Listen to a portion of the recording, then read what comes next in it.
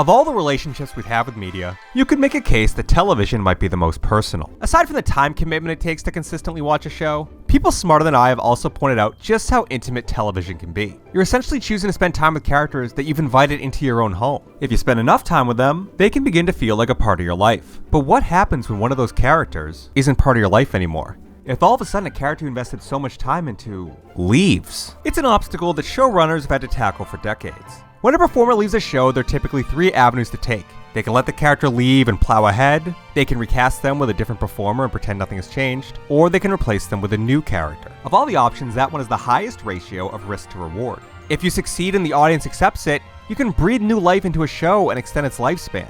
If you fail and the audience rejects them, well, you can curse your show to a premature demise. Replacement characters have been attempted countless times throughout television history, to mixed results. For every Woody and Rebecca on Cheers, there's a Coy and Vance on Dukes of Hazzard. But today we're going to talk about a replacement character that has occupied my brain for 25 years. A character whose existence confused me as a child and baffles me as an adult. Today on Pop Culture Hyperfixations, we're going to ask ourselves a simple question. Who the f*** is Tori? Let me explain something. I'm Zack Morris.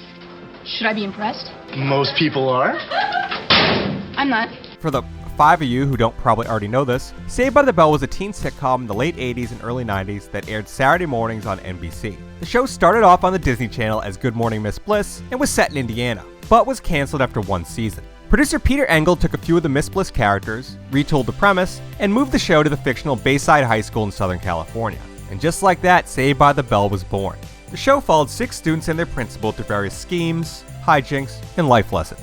Mark Paul Gosselaar played the lead role of the scheming, charming, and in hindsight, sociopathic Zack Morris. Tiffani Amber Thiessan played Zack's sweet love interest, Kelly Kapowski. Mario Lopez played star athlete AC Slater. Elizabeth Berkley played the socially conscious feminist Jesse Spano. Lark Voorhees played the fashion-minded Lisa Turtle. Dustin Diamond played Screech. I don't really need to describe his gimmick. His name was Screech, and he dressed like that. You can figure it out. Rounding out the cast was Dennis Haskins as their principal, Mr. Belding. Zack, Lisa, Screech, and Belding were all characters on Good Morning Miss Bliss. But don't worry, the show's explanation for how they ended up in California was fiendishly clever in its intricacies.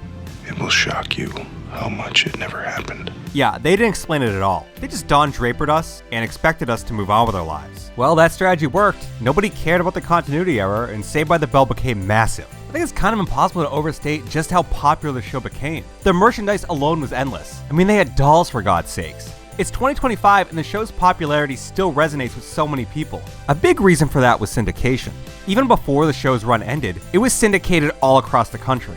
On a personal note, I never saw the show on NBC. I watched it on TBS, which aired the show for decades. It was in syndication that I saw so many iconic episodes for the first time. The one with Mr. Belding's brother, the Casey Kasem episode, the one where Jesse gets addicted to caffeine pills, one where Kelly cheats on Zack with Jeff, and then you get older and realize that not only is this college dude breaking laws by dating a teenager, but also greatly abusing the employer-employee power imbalance, and you get mad about it, but then you remember he gets his brain sucked out in Starship Troopers, so you feel okay because ultimately he was punished.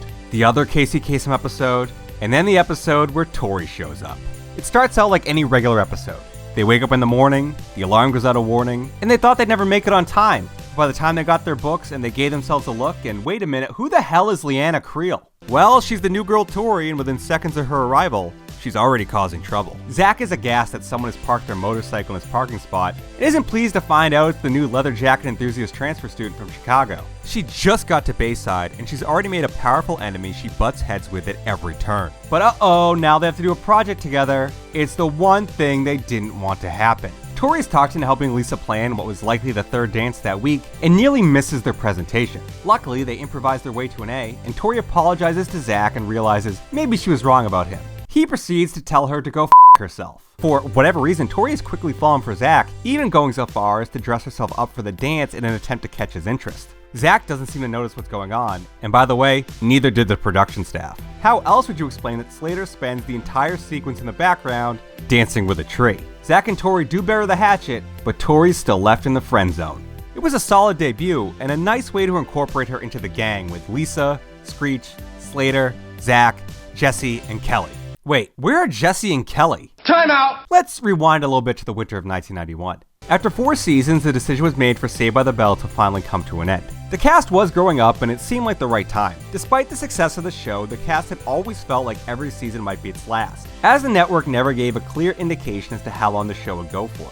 This felt like a perfect way to end the show on their own terms. Elizabeth Berkley and Tiffani Thiessan were especially ready to move on. Berkley had her eyes on feature films, while Thiessan was excited to try her hand at finding a new show during pilot season. Of course, in a show about high school, they had to end with a graduation episode that would see the gang finally leave Bayside High. The final episode was written and filmed, and the cast said their tear-filled goodbyes. And then NBC ordered more episodes. Okay, so it wasn't as last minute as that, but Zack Morris it up for dramatic effect. NBC did order more episodes incredibly late into the process though. Most of the cast agreed to return to finish out the show, but by that point, Berkley and Thiessan had already committed to new projects. There's a misconception that they left the show for Beverly Hills 90210 and Showgirls respectively, but that wasn't for a couple more years. Thiessan left to film a pilot that wasn't picked up, while Berkley grabbed her first feature film role. Losing just one of them was manageable, but losing the both of them left a massive hole in the show. They couldn't justify a batch of episodes with just Zack, Lisa, Screech, and Slater, so they tried their best to patchwork it. First, they elevated a few smaller characters like Ox and Ginger into recurring roles. Not enough to join the main cast, but enough to eat up some screen time. Then they decided that for the first time since the show premiered, they needed to add someone new. So an actress named Leanna Creel got the call. Leanna was no secret to audiences. Along with her identical sisters Joy and Monica, she had made numerous TV appearances in the 80s and 90s, especially in the made-for-TV sequels to The Parent Trap, which coincidentally starred the original Miss Bliss, Hayley Mills. We're through the looking glass here, people. Leanna wasn't a secret to the Saved by the Bell team either. She had auditioned for another part years earlier, and even though she didn't get the role, they told her they'd keep her in mind. And surprisingly, they did.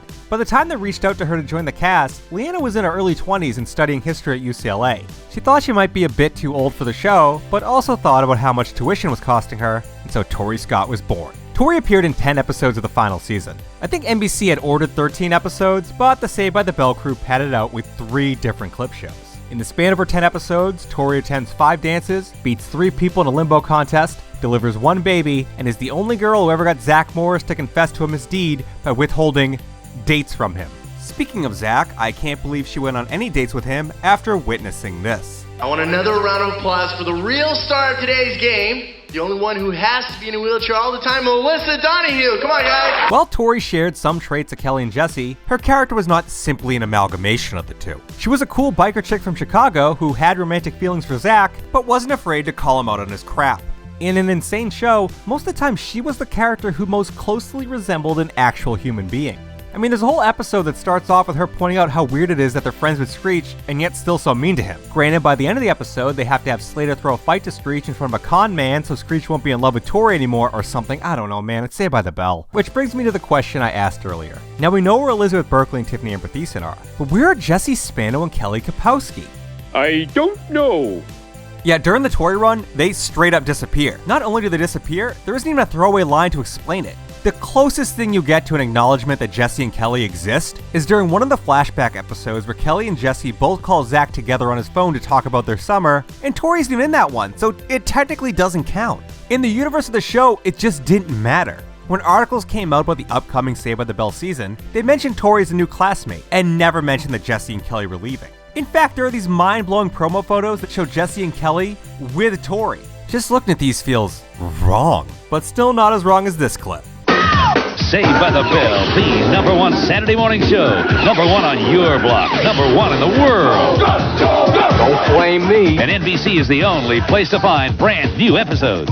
You made it the #1 international hit. NBC's got it. Cool. Saved by the Bell, NBC tomorrow and every Saturday morning. When the show aired its final season on NBC, the Tori episodes were mixed in with the rest. They were airing episodes back to back, so you'd frequently get a Tori episode, followed by a Jesse and Kelly episode. But then other times, you get a Tori episode, and then some random episode from 1990 they never aired for some reason, which leads to my ultimate point here. Trying to understand Saved by the Bell continuity is impossible, because there is no continuity to understand. The show made the bare minimum attempt to make anything make sense. Not only a storyline set up on camera but dropped off screen, the show also aired everything out of order. I mean, the pilot of the series that introduced Slater was the 15th episode to air on NBC. So much of the show blends together that there are only 3 batches of episodes that stand out in a way to let you know what season it is. The Good Morning Miss Bliss episodes, the Malibu Sands episodes, and the Tori episodes. Those are the only sets of episodes that don't assimilate into the larger slop. So in conclusion, if at any point in your life you find yourself questioning the logic of Saved by the Bell, repeat to yourself, it's just a show, I should really just relax. Tori's last episode was the final episode ever filmed. It was titled School Song and was about the Bayside kids trying to come up with a new song for the school. After various hijinks and shenanigans, the kids finally serenade the school and viewers with an emotional composition. According to Peter Engel, the final scene took an incredibly long time to film because nobody wanted it to end. The cast kept purposely botching the lip sync, knowing that as soon as they nailed it, then their time on the show was over. Though School Song was the last one filmed, Graduation was the last one aired. The entire Bayside gang graduates high school, except for Tori of course, and set forth on their new adventures. But the franchise wasn't over quite yet. The original cast reunited that summer to film the primetime made-for-TV movie Hawaiian Style. It was so successful that a primetime series Saved by the Bell of college years premiered the next year. It starred Zack, Slater, Screech, and later Kelly. Though it lasted just one season, there wasn't enough juice for another primetime special, Saved by the Bell, Wedding in Las Vegas, which saw Zack and Kelly finally tie the knot. Zack, Kelly, Lisa, Slater, and Screech star in the movie, while Jesse shows up at the end in a cameo. The timing of the Las Vegas movie worked for her schedule. She was already in Vegas shooting Showgirls. There was a rumor that Leanna Creel turned down a chance to appear in the movie, but it's unverified. The movie will be the last time the original cast would ever appear together, though they all continued to appear in Saved by the Bell in one way or another. Dustin Diamond joined the cast of Saved by the Bell: The New Class, which also featured memorable cameos from Mario Lopez, Lark Voorhees, and Mark Paul Gosselaar. The entire cast, minus Voorhees and Diamond, made a memorable appearance on Jimmy Fallon in 2015, and when a sequel series aired on Peacock in 2020, Berkley and Lopez had main roles, while Gosselaar, Voorhees, and Thiessan were recurring. Though she didn't appear, Tori did get a brief moment in the spotlight. Besides, new kids keep things fresh. Remember Tori? Who? As far as I can tell, that is the only overt reference to Tori outside of her episodes. Even in the Saved by the Bell books that she's on the cover of, she just didn't exist. Don Draper was right. I was shocked by how much it just didn't happen. But for Leanna Creel, Saved by the Bell did happen.